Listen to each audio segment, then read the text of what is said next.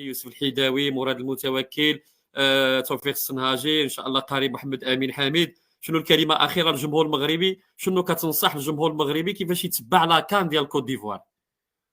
لا، الجمهور المغربي خصنا نفتحوا له المأمورية باش يتنقل بعدا لكوت ديفوار. نعم. خص الحكومه تحرك شويه، نعم. تجبد شويه ديال الفلوس. راه المنتخب المغربي راه محتاج للمدرجات.